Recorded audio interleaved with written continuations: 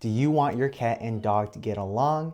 Here are my top 5 tips on how to make sure that your dog and cat become buddies. So let's get straight into the video. Number 1, take it very slow. You have to be very patient when introducing your cat or introducing your dog to a new animal in your household. It is very imperative that you do not want to rush both parties as much as you would like to make your life a little bit more convenient. Give both parties enough time, and obviously it really depends on each dog, each cat, checks and sneeze. It depends on each dog, each cat, and their own timeline. So again, you want to make sure that you are going with their time and not yours. Number 2, use positive reinforcement and praise good behavior. And that goes both for the cat and the dog. You want to make sure that whenever they interact, it is a positive experience. So what I mean by that is one example that Katie and I did with her cat and Jackson, my Aussie Doodle, is by giving them treats in the same room. They are cognizant of each other in the same room, but at the same time, they're so focused on the treat. And of course, treats, they indicate a positive experience. So definitely try out that little trick when you are introducing your cat, your dog, or even just a dog to a dog, cat to a cat. Number 3, again, the goal is to make sure that your dog and cat are great in terms of their presence with each other, and also make sure that their companies with each other isn't stressful, and on top of that, a positive experience. So one trick that we use is to use a door.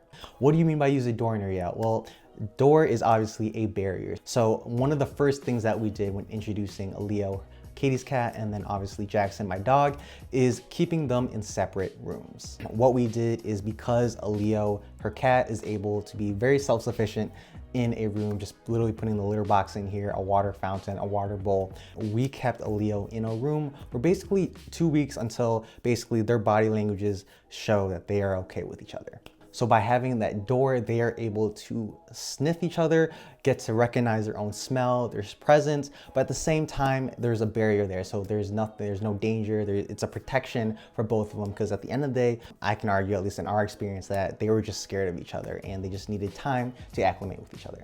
So I definitely recommend using a door as a barrier for them to get used to each other's smell, and also on top of that, presence. Number 4, anticipate zoomies or any triggers that could cause a bad experience. So Jackson, for those that have Aussie Doodles, I'm sure you can attest to this, but Aussie Doodles, they get zoomies basically all the time. They are very energetic, and so having that energy around a cat that just doesn't know anything about a dog, can be quite scary for the cat. If your dog has zoomies around 6 o'clock every single day, make sure that you take them out on a walk or keep them in a separate room when the energy is really high, because that could be very stressful for the cat. On top of that too, I know cats get zoomies, so if your cat is very energetic and likes to jump from place to place, that could be a trigger for your dog too. So again, make sure that you are introducing your cat and a dog, that they are in a calm state, calm presence, and that'll make it a lot easier for them to be acclimated to one another. Number 5, I kind of talked about this a little bit on the first couple tips, but I definitely recommend doing separate activities with them in the same room. So by keeping them occupied, distracted with their own little activity, whether that is maybe giving them treats, giving them a bone, giving a cat a toy, having them being distracted, but also in each other's company in the same room, can really help them understand and learn that they are not enemies, that they are no danger to each other. And of course, over time, you have to be very consistent in terms of all of these tips, all of these activities, all of the actions that you use to acclimate both your cat and your dog. And with time, again, patience and consistency, I have no doubt that your cat and your dog can be best buddies.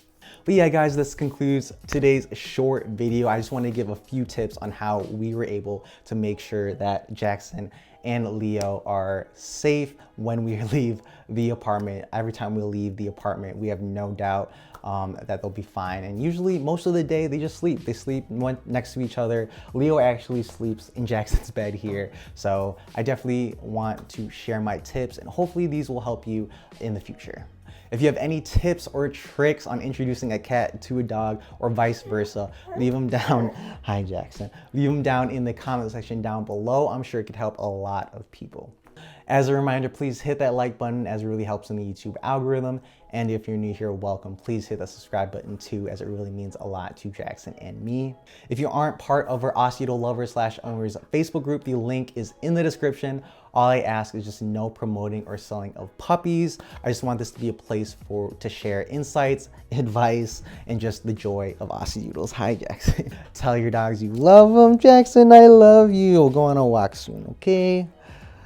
Thank you for watching and have an amazing day. Yay! Yay for Jackson.